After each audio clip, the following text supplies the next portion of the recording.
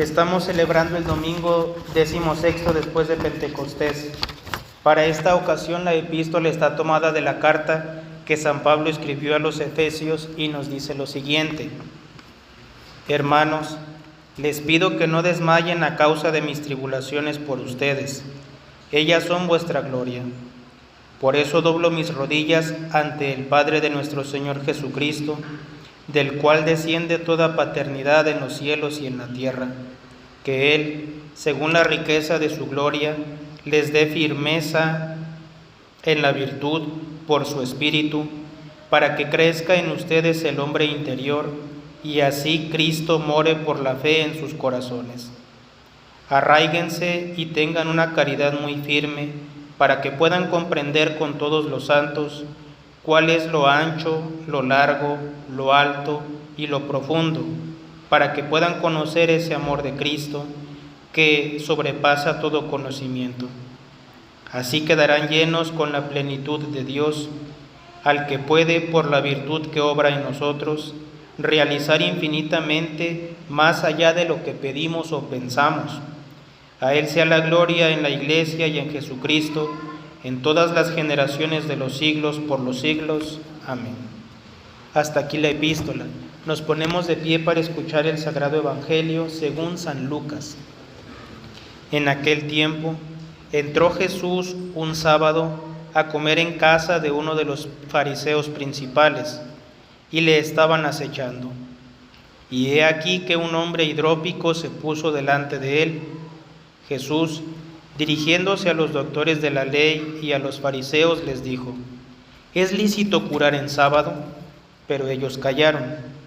Entonces, tomándole Jesús de la mano, le sanó y lo despidió. Luego les dijo: ¿Quién de vosotros, si su asno o su buey se le cae en un pozo, no le saca luego, aunque sea día sábado? Y a esto no le podían replicar.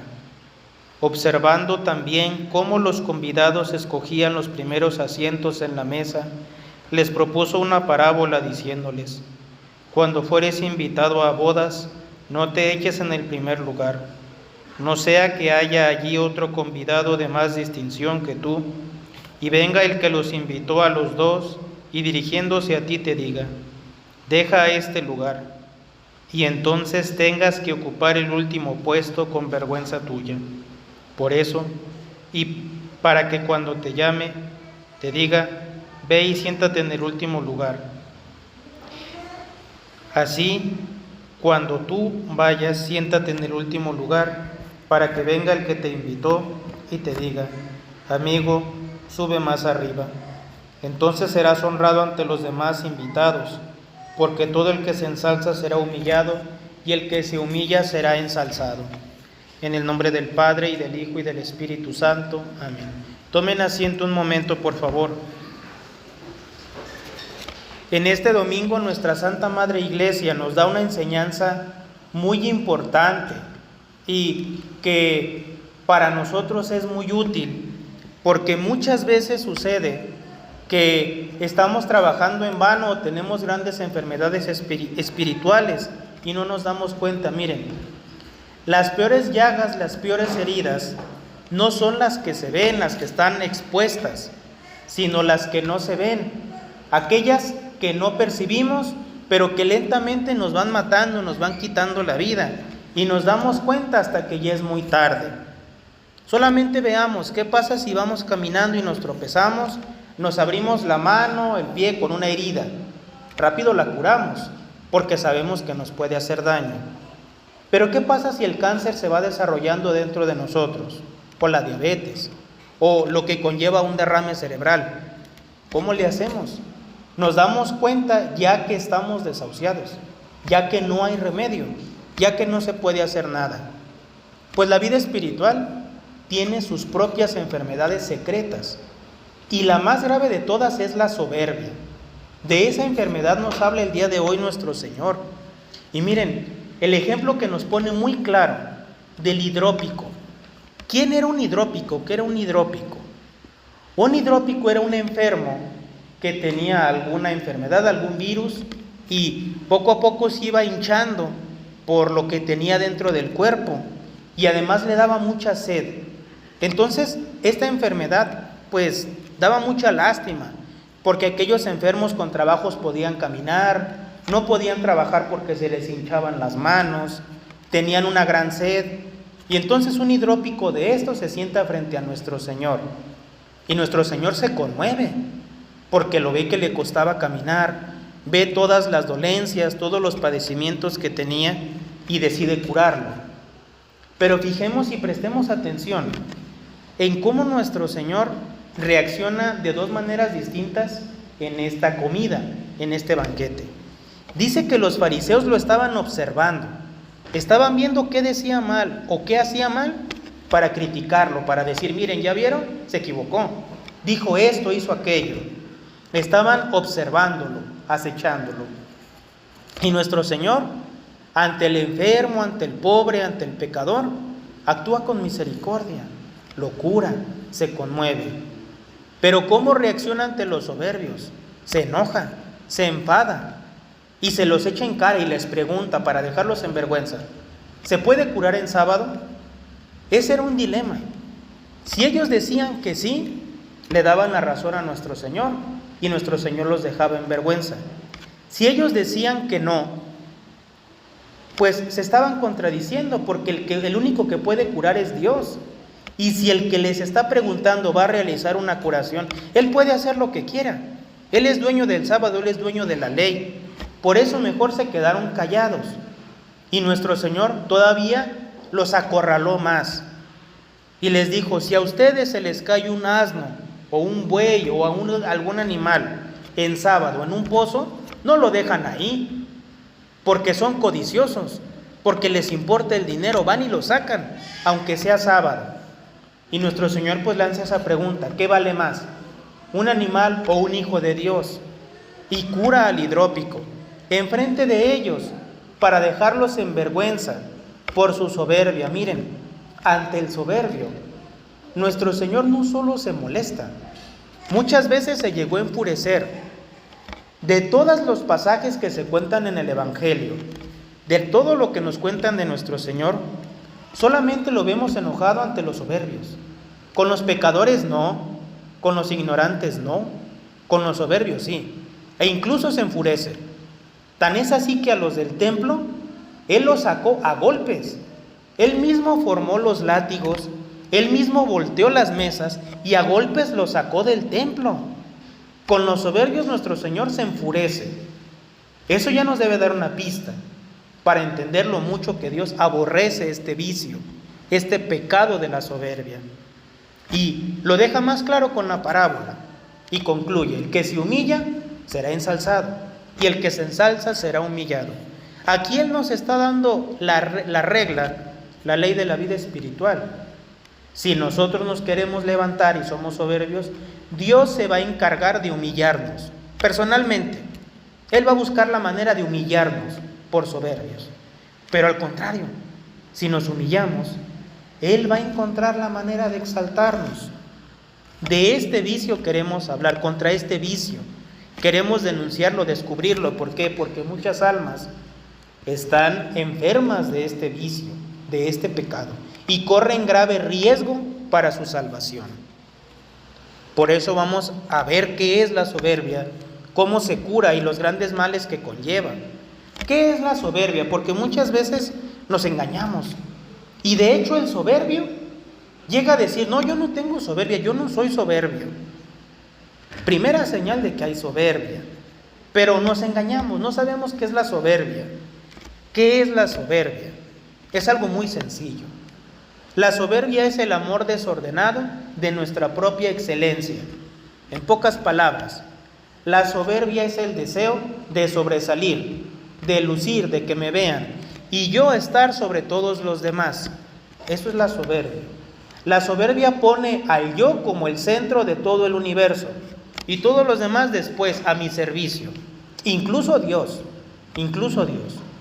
Claro, una soberbia de ese tipo, que llegue a ponerse aún sobre Dios, pues es muy horrible. Y solo los fariseos la llegaron a tener, y algunas otras almas. Pero podemos caer ahí, porque Dios nos castiga muchas veces por nuestra terquedad en permanecer en la soberbia. Pero vayamos más a lo práctico. Los maestros de la vida espiritual, San Bernardo, San Basilio, San Gregorio, San Agustín, han escrito libros y capítulos y páginas enteras explicando este vicio, para denunciarlo, para que entendamos quién es el soberbio, los males y cómo se cura. Y señalan, podríamos decir, 10 señales, 10 síntomas que dan a entender que un alma es soberbia. En primer lugar, ojos altivos. ¿Qué quiere decir esto? Ponemos los ojos muy arriba. Siempre queremos más y más y más. Queremos sobresalir. Queremos estar en el primer puesto, ser el mejor, el número 1. Esto es soberbia. Porque debemos procurar las virtudes, debemos procurar el cielo, pero no tengo que ganarle a los demás. No tengo que estar en primer lugar. No debo buscar la excelencia como dice el mundo. Eso es soberbia. Y alguien podrá decir, entonces, ¿tengo que hacer mal mi trabajo para no sobresalir? No. Una cosa muy distinta es yo hacer mi trabajo con perfección, ser el mejor. Y eso lo debo hacer, porque a eso me llama Dios. Yo debo ser el mejor estudiante, el mejor trabajador, el mejor obrero. Debo de ser el mejor por amor a Dios, como enseña San Pablo. Todo lo que hagan, háganlo para gloria de Dios. Es decir, yo voy a hacer lo mejor en mi oficio, para servir a Dios, no para sobresalir, no para ganarle a los demás, no para alcanzar la excelencia. Eso ya es soberbia. Eso es soberbia. Pero hay una segunda señal, y es boca soberbia. ¿Qué quiere decir esto? El soberbio habla siempre de él. Nos ponemos a platicar con él de cualquier tema, en cualquier circunstancia y situación. ¿Qué va a hacer? Hablar de él y de sus cosas. Nunca desaparecen de sus palabras el yo. Yo hice esto, yo tengo aquello, yo esto y yo acá y yo allá. No se les va el yo de la boca.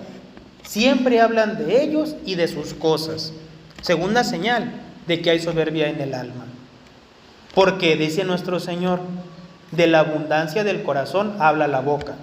Entonces, si en mi corazón siempre estoy pensando en mí, si soy soberbio, pues de eso voy a hablar, de mí mismo, porque soy soberbio. La tercera señal también está en la boca, y es que somos muy duros para juzgar. El soberbio conoce la solución para todos los problemas. El soberbio siempre sabe por qué hicieron los demás las cosas, qué hicieron mal y en qué se deben corregir. El soberbio todo lo sabe y de todo opina y a todos les dice lo que tienen que hacer. No, eso es soberbia. Tercera señal de que hay soberbia. Hay una cuarta señal, y es que tienen los oídos tapados. El soberbio no sabe escuchar consejos, no lo sabe escuchar, no pide consejos, porque todo lo sabe, porque todo lo puede realizar, porque él todo lo sabe. ¿Yo por qué le tengo que preguntar al Padre si esto está bien o está mal? ¿Yo por qué tengo que pedir consejo? Yo sé lo que tengo que hacer. Yo conozco mi vida muy bien. Tú conoces tu vida y no sabes que eres soberbio. No sabes que tienes este vicio. Estás muy mal. Tienes los ojos tapados, estás sordo. No sabe escuchar consejos, mucho menos sabe escuchar al prójimo. No lo sabe entender, no lo sabe escuchar. Para él todos están mal, todos son peor que él. Es soberbio. Esta es la cuarta señal. La quinta señal está en el corazón. El soberbio no sabe perdonar. No sabe perdonar. Todo lo que le hacen lo guarda y tiene allí el rencor de lo que le hicieron y busca la menor oportunidad para desquitarse. El soberbio ni siquiera piensa, ni siquiera está consciente de que el Evangelio nos manda a pedir perdón cuando ofendimos. Si yo le hice algo a mi prójimo, yo le tengo que pedir perdón, porque lo ofendí. Es mi culpa. Por mi culpa se siente mal. Yo lo ofendí, yo lo humillé, yo lo traté mal. Lo tengo que reconocer y tengo que pedirle perdón. Padre, qué vergüenza, ¿cómo le voy a pedir perdón? Ah, pero no tuviste vergüenza para tratarlo mal. No te dolió hacer algo contra tu prójimo. Ve y pide perdón. Esto es una ley evangélica, estamos obligados. No puedo decir, bueno, es que es una opción. No, es una obligación. Ni qué pensar del soberbio que llegara a pedir perdón cuando él ofendieron. Porque esto ya es de santos. Los santos así le hacían. A ellos los ofendían, los trataban mal y ellos iban y pedían perdón y decían, si yo en algo provoqué que tú hicieras eso contra mí, discúlpame. Y con eso se ganaban al prójimo. Ni qué pensar que el soberbio llegara a hacer esto. La sexta señal de que hay soberbia es que las obras de piedad y de devoción que hace solamente son exteriores. Es decir, el soberbio no es malo. No es malo en lo que entendemos como una persona malvada. El soberbio reza, el soberbio se porta bien, habla bien, tiene buenas costumbres, pero por quedar bien, por el que dirán. No, me voy a portar bien en misa, no vaya a ser que piensen esto de mí. Voy a ir a rezar, no vaya a ser que piensen esto de mí. Todo lo hace por el que dirán. Y entonces su piedad es ficticia, no vale ante Dios, realmente no le agrada. Esta es la otra señal del soberbio. Una señal que se da mucho el día de hoy, podríamos llamarle dedos ágiles. ¿Para qué? Para llamar la atención. El soberbio todo lo quiere publicar, quiere que todos conozcan lo que él hace, lo que él dice, lo que él piensa. Esto es soberbia también, buscar llamar la atención, y si no le hacen caso, pues se siente mal, porque lo que busca es atención, tiene deseo de esa atención, y allá anda publicando 1000 cosas en todos los lugares sin necesidad, solamente porque necesita ser el centro de atención de todos los demás. La otra señal del soberbio es precisamente que lo que no le pueden hacer, lo último que se nos debe ocurrir hacer con el soberbio es ponerlo en segundo lugar, porque allí le pegamos en el orgullo. Si al soberbio lo posponen y él sentía que se merecía el primer lugar, él sentía que debería hacer esto o aquello, y lo ponemos en segundo lugar, entonces brinca, se enoja. Es que son injustos conmigo, no me reconocen mi esfuerzo, no me saben tratar, yo me merezco esto, yo me merezco aquello. Soberbia en el alma, soberbia en el corazón. La última señal para reconocer la soberbia es que el soberbio nunca reconoce sus errores, siempre se excusa, siempre tiene un pretexto. Hice esto por aquello, hice esto por lo otro, siempre tiene una justificación, siempre tiene una salida. Cuando cometió algún pecado, nunca vamos a conocer a un soberbio que reconozca sencillamente, sí me equivoqué, cometí un error, me voy a enmendar, soy esto, soy aquello, realmente lo voy a reconocer, y se enmienda y sale adelante, hace penitencia de su pecado. ¿Por qué nos cuesta tanto? Porque es la herencia que tenemos de Adán. Muchas veces creemos que el pecado de Adán fue de desobediencia. No, fue de soberbia. Adán pecó de soberbia, y precisamente Dios le dio una oportunidad. Cuando Dios le pregunta a Adán, Adán, ¿qué hiciste? ¿Por qué te escondes? Allí Dios le dio la oportunidad. Adán pudo haberle dicho a Dios, Señor, perdón, te desobedecí, el mandamiento que me diste no lo cumplí, fui contra tu ley, perdóname. Y Dios lo hubiera perdonado si él hubiera reconocido su pecado, pero no. ¿Qué fue lo que hizo? Excusarse. Es que la mujer que tú me diste me dio del fruto prohibido. Y desde entonces venimos arrastrando ese defecto. Si nos justificamos, si siempre nos excusamos, hay soberbia en nuestro corazón. Y eso nos debe dar mucho temor. Miren, la soberbia es una enfermedad muy peligrosa, porque no la nota el que la tiene, sí la notan los demás. Y algunas pequeñas señales las notan los maestros de la vida espiritual que se dedican a esto. Por ejemplo, ¿qué pasa muchas veces? Decíamos, no, pues el soberbio se excusa siempre de sus pecados. Y alguien dirá, no, yo sí los digo, yo sí digo mis pecados públicamente, que los conozcan.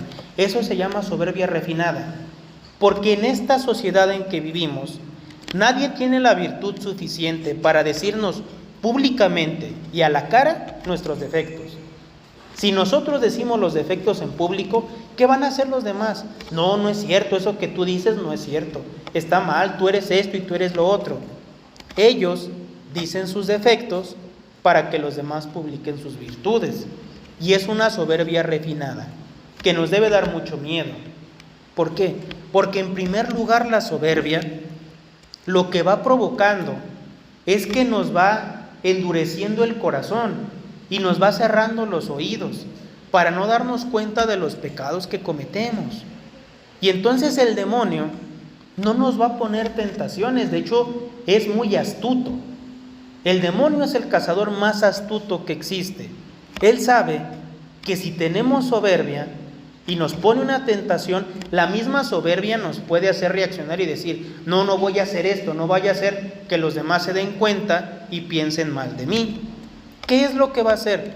No nos va a poner tentaciones, no nos va a poner ocasiones de pecado, va a dejar que la soberbia siga creciendo en nuestro corazón, que nosotros pensemos que somos buenos, que tenemos virtudes, que todo lo podemos.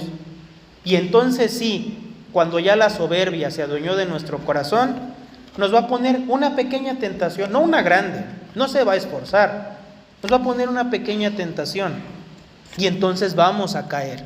¿Por qué? Porque la única forma de resistir a las tentaciones es la gracia de Dios. Pero Dios nuestro Señor aborrece al soberbio, lo odia, así con todas sus letras. Dios ama al pecador, pero odia al pecado. Y además, odia al soberbio. Lo odia con todo su corazón. Tan lo odia que cuando en el demonio surgió el orgullo en su alma, en su corazón, lo arrojó al instante del cielo y creó el infierno para él, por orgulloso, por soberbio, porque se quiso poner sobre Dios. Dios aborrece la soberbia. Y si nosotros somos soberbios, Dios no nos va a conceder la gracia. Nosotros se la vamos a pedir y Él no nos la va a dar, porque somos soberbios. Y es más, miren, el soberbio no reza, el soberbio no pide, porque siente que todo lo puede, todo lo sabe. Y entonces, ¿para qué rezo? ¿Para qué pido? Yo lo puedo todo, yo puedo vencer cualquier tentación. Entonces no reza. Y miren, Dios es tan bueno que le sigue concediendo la gracia al pecador, pero la soberbia es como una capa que obstaculiza que la gracia nos ayude. Dios nos envía ayudas y ayudas y ayudas, pero esa alma está tan endurecida por su soberbia que la gracia no le puede ayudar. Y entonces, ¿qué va pasando? Que se precipita de pecado en pecado, y como no sabe reconocer sus faltas, va cometiendo más pecados y más pecados. Como no sabe pedir consejo y no lo sabe escuchar, sigue en sus mismas maldades y va cayendo cada vez más profundo. Y como el pecado naturalmente causa vergüenza y él no sabe decir sus faltas ni siquiera en confesión, ¿qué pasa? Que inicia el largo camino que lleva al infierno. ¿Por dónde empezó? Por su soberbia, por la soberbia. Ahora sí entendemos por qué es tan grave la soberbia, por qué tenemos que huir de ella y todos tenemos que pelear contra ella, porque es un pecado que nos ataca a todos. Aún San Bernardo, en una ocasión, predicando precisamente sobre la humildad, le llegó una tentación de vanagloria y dijo públicamente: esto ni por vanagloria lo empecé, ni por vanagloria lo voy a terminar. Porque muchas veces sucede que nuestras obras buenas las hacemos por soberbia. Hacemos las cosas para que nos vean. Si se va a notar, si se va a ver, lo hago. Pero si no, si es un trabajo oculto, si es algo que nadie va a notar, entonces no lo hago. ¿Por qué? Porque nadie lo va a ver. Y entonces así que chiste. Si nadie me alaba, ¿para qué lo hago? ¿Por qué? Porque la soberbia es como una fruta podrida. Imaginemos un frutero lleno de fruta madura, muy sana, y le ponemos una manzana podrida. En unas semanas, eso va a ser un hervidero de gusanos, porque la manzana podrida va a ir engendrando más gusanos. Eso pasa con la soberbia en el corazón. va engendrando ciertos vicios. El primero que vamos explicando es el de la ceguera espiritual, el del endurecimiento. Ya la gracia no nos puede ayudar, pero lo segundo es la vanagloria. Todo lo hacemos porque nos vean, porque nos aplaudan. Y la vanagloria tiene un efecto que nos debe dar mucho miedo. Y es que la vanagloria nos roba el boleto para entrar al cielo. Imaginemos a una gallina. ¿Qué hace la gallina cuando pone un huevo? La gallina cacaraquea. Y entonces el granjero sabe, ya puso un huevo, voy a ir por él y lo voy a guardar. Pues hagan de cuenta que el soberbio, como se la pasa hablando de él, como quiere llamar la atención, hace una obra buena para que lo alaben. Entonces vienen, lo alaban y el demonio le roba el mérito que se había ganado. ¿Qué va a suceder? Que cuando él se muera y diga, pues hice muchas obras buenas, yo serví al prójimo, yo ayudé a la iglesia, yo hice esto y aquello, Dios le va a responder, sí lo hiciste, pero lo hiciste por vanagloria, para llamar la atención. No te mereces ningún premio en el cielo. Ya te premiaron allá abajo, ya te aplaudieron, ya te dieron el reconocimiento allá abajo. Qué bueno que te lo premiaron allá, porque yo no te voy a premiar nada. Eso es lo terrible de la soberbia, que nos deja en las garras del demonio, nos roba el mérito y nos va destruyendo poco a poco. Por eso tenemos que huir de la soberbia con todas nuestras fuerzas. Debemos trabajar desde hoy, desde ya, en extirpar este vicio, en quitarlo de nuestro corazón. Porque alguien podrá decir, no, pues es que yo no es que yo quiera despreciar a los demás y yo no quiero ser soberbio, no, pero lo eres. Ese es el punto, que si tenemos una de las señales de la soberbia habita en nuestro corazón, y mientras la soberbia esté ahí, corremos grave riesgo, no solo de cometer un pecado, sino de condenarnos, y la tenemos que temer con todas nuestras fuerzas. Decía San Francisco de Sales, el amor propio muere 15 minutos después que nosotros. Le debemos temer mucho a la soberbia, porque causa grandísimos daños, ya lo vimos. ¿Cómo se cura la soberbia? Muy sencillo, haz todo lo contrario a lo que te pide. Guarda silencio, no hables de ti, escóndete, que nadie se dé cuenta de tus buenas obras. Haz el bien sin que los demás lo noten. Es más, busca que nadie te vea, escóndete, que los demás no se den cuenta. Pide consejo, reconoce tus faltas, pide perdón. En una palabra, humíllate. Como en cierta ocasión le preguntaron a San Juan de la Cruz, Padre, ¿cómo se cura la soberbia? Pues muy sencillo, sé humilde, humíllate. Así como a caminar se aprende caminando y a nadar se aprende nadando, a humillarnos o a tener humildad se aprende humillándonos nosotros mismos. Miren, precisamente por eso hay una gran crisis en la iglesia, no solo entre los fieles, sino en las casas religiosas, en todos los lugares. ¿Por qué? Porque ya no somos humildes, ya no buscamos la humildad, ya nadie procura eso. A veces decimos, sí, yo quisiera tener vida religiosa y qué bonito vivir en un convento, en un monasterio, con su iglesia y todo lo demás. Pues sí, qué tranquilo, qué pasa ahí, pero allí vas a que te hagan santo, allí vas a ir a que te humillen, a que te prueben, y te van a humillar muy fuerte. Y antes las personas, los cristianos, hacían filas, dejaban sus casas y caminaban kilómetros, caminaban países enteros para ir a buscar quien los humillara, quien se dedicara a labrar su santidad día y noche, lo hacían. Y Egipto está lleno de las ruinas, de las reliquias de aquellos religiosos que iban en busca de los maestros espirituales, que sabían humillar, que sabían dónde pegar para que doliera más. Y la gente iba y los buscaba. ¿Quién de nosotros diría el día de hoy, no, pues yo voy a buscar a alguien que me humille, alguien que me conceda esa virtud? Nadie. No solo huimos de la humildad, buscamos alimentar nuestra soberbia. Así no nos podemos salvar. Es imposible. ¿Qué dijo nuestro Señor? Aprendan de mí a ser mansos y humildes de corazón. No dijo aprendan de mí a llamar la atención. Aprendan de mí a hacer obras grandes. No.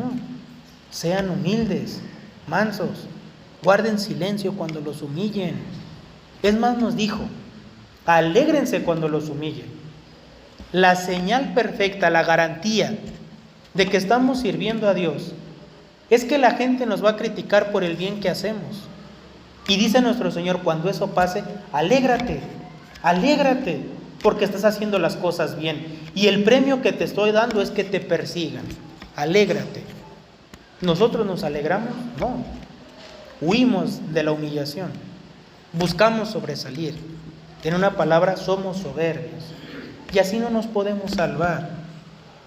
Los santos sabían. Se cuenta de San Pío V que hizo grandísimas obras por la iglesia.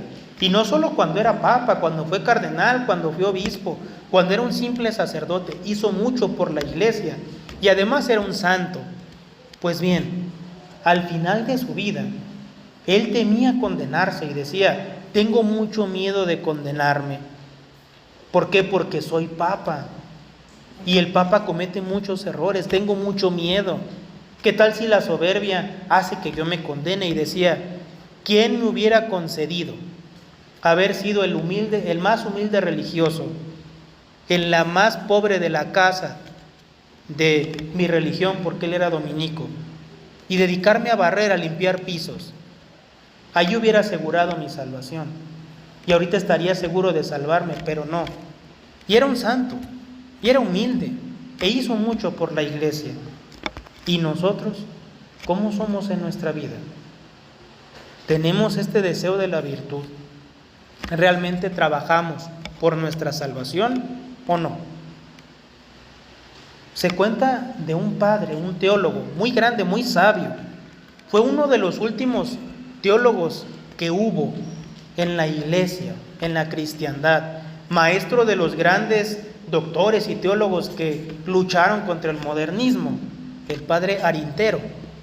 Él era un sacerdote dominico español y dio clases en Roma y en muchas universidades. Era una eminencia, era un grandísimo teólogo, sabía muchísimas cosas y escribió muchos libros y dio muchas clases, conferencias, pláticas.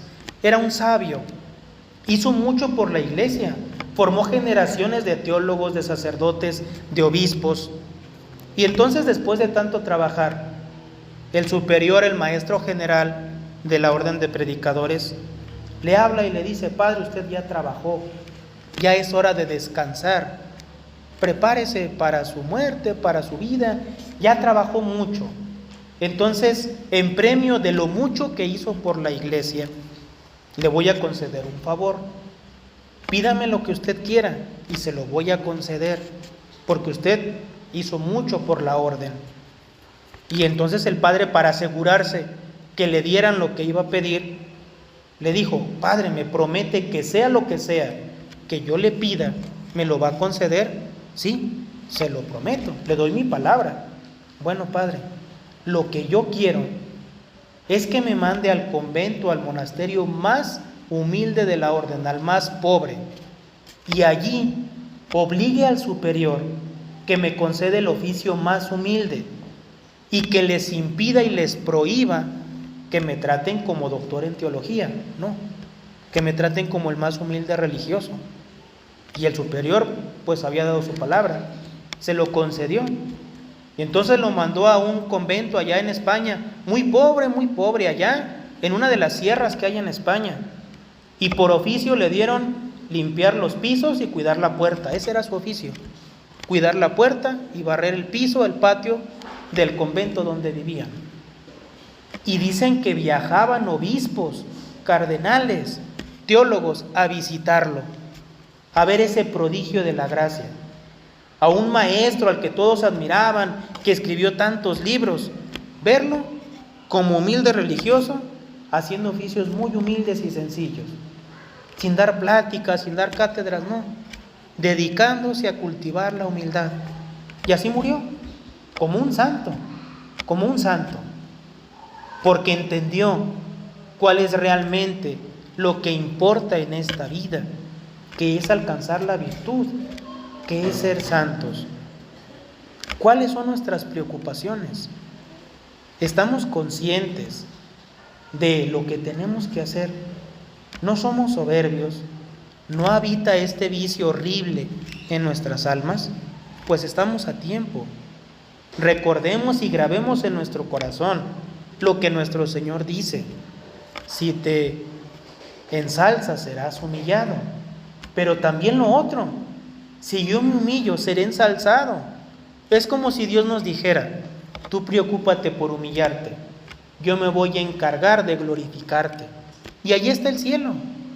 Queremos asegurar nuestro lugar en el cielo, seamos humildes, aunque nos cueste, aunque nos duela, aunque lloremos. ¿Qué importa? No importa, no pasa nada. Tarde o temprano nos vamos a salvar y vamos a llegar al cielo.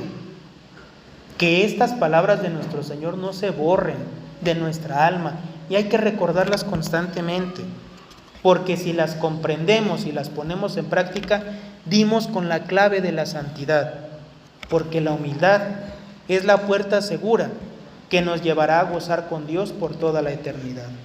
En el nombre del Padre, y del Hijo, y del Espíritu Santo. Amén.